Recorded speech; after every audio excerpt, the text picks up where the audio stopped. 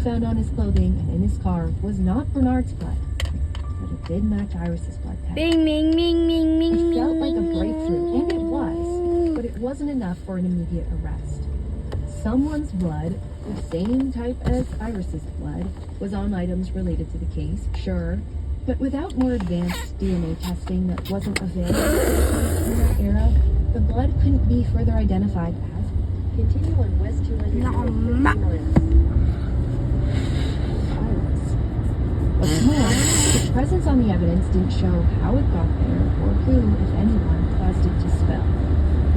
Investigators kept at it, and they believed Gregory Bernard wouldn't be going anywhere while they continued to build the case against him. How's your anxiety going up? To a lesser charge of simple assault for the attack on the woman in South Burlington. That doesn't make sense. 10 to 12 months with credit for time served.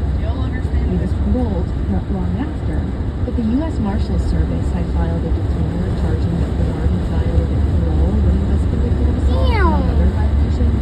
So he was jailed once again and lived in custody for the better part of a year. Towards the end of his federal sentence, Bernard was housed in the Community Treatment Center in New York City. That is, until he escaped. According to Mike Donohue's reporting for the Burlington Free Press, on December 5th, 1977, Bernard Posey walked away from the It's hard to take a drink whenever the car's moving. He was still a fugitive when 4 months Ow! in April of 1972. As soon as I went to try to take a drink, my teeth went bow straight to the cup. The U.S. Attorney's Office and the Chittenden County State's Attorney's Office, a federal grand jury indicted William Bernard Posey on kidnapping charges relating to the disappearance of Iris Brown.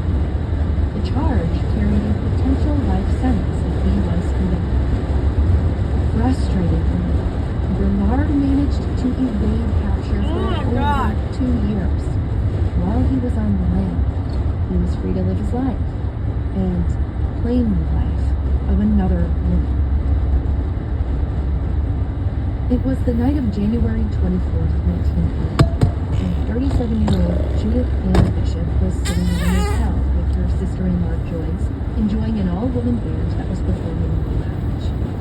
According to an Associated Press report published in the Telegraph, somewhere over the course of the evening, Judith and Joyce met 2 truck drivers named Harry and Jim. They left with the men around 1 Joyce pairing off with Harry, and the last time anyone saw Judith, she was sitting in her vehicle with the trucker she knew as Jim. She never made it home that night, and the next morning, Judith's husband found her vehicle abandoned in the motel parking lot with bloodstains inside. Why is there a music bar? That's I'm Lost music. Ranch. To track down the trucker named Harry, who said Jim had asked for the keys to the Log truck at one Ranch? point that Log night, and when Ranch. Harry returned to the truck to sleep, Jim's belongings were gone. He actually didn't know much about Jim. Harry picked him up as a hitchhiker Where's the somewhere in Log Kentucky. Ranch? It's a pumpkin patch. An Associated Press report in the Cardinal Times Working reported out the ranges. at the traffic signal said the first exit of the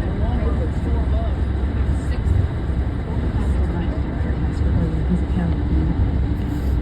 As the search for the suspect, known only as Jim, continued, the search for Judith ended.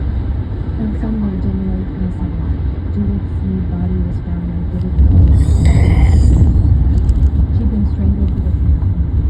It just Her time of death was estimated around 2 a.m. and 10 a.m. on January 25th, and her death was ruled a homicide. Early media coverage suggested that the physical description of the guy known as Jim sounded a lot like a prison escape from the Italian mob. Alex Glenn Menard Correctional Center in Chester,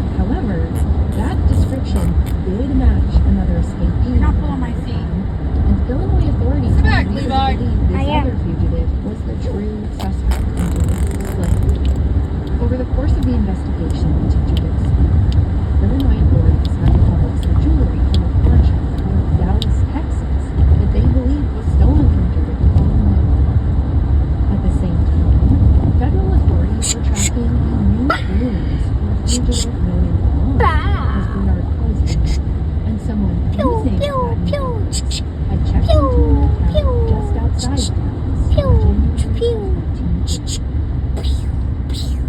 An FBI law enforcement bulletin published in February of 1980 listed off several more names for the man suspected of kidnapping Iris Brown, and who was now a suspect in the killing of Judith Ann Bishop. According to the bulletin, William Bernard Dempsey also used the names Earl D. Cox, James Joseph Lutz, James William Lutz, Russell Martin, William Snyder, Robert Pibador, and more. The bulletin also included photos of William, aka Bernard, aka all those other names, with the warning that he was, quote, an escapee from custody, who has been armed with a pistol in the past, who is sought in connection with a series of assaults on females, including the kidnap and apparent murder of one victim. Rosie, who has been characterized as a schizophrenic with a propensity for violence. I wonder against what women, that's going to turn should be into. considered armed, dangerous, and an escape artist. Federal authorities had been tracking Bernard and his many aliases, including a new one, James Thomas Scorpione, when a person using that name checked into the Motel 6 in Mesquite, Texas. On February 11, 1980, federal agents chased Bernard just briefly before they were able to take him into custody. He was under arrest for the kidnapping of Iris Brown, and there were those outstanding federal charges resulting from his escape from the New York City facility over 2 years earlier, too. Only after he'd been apprehended did the agents realize this was the same person who was wanted in Illinois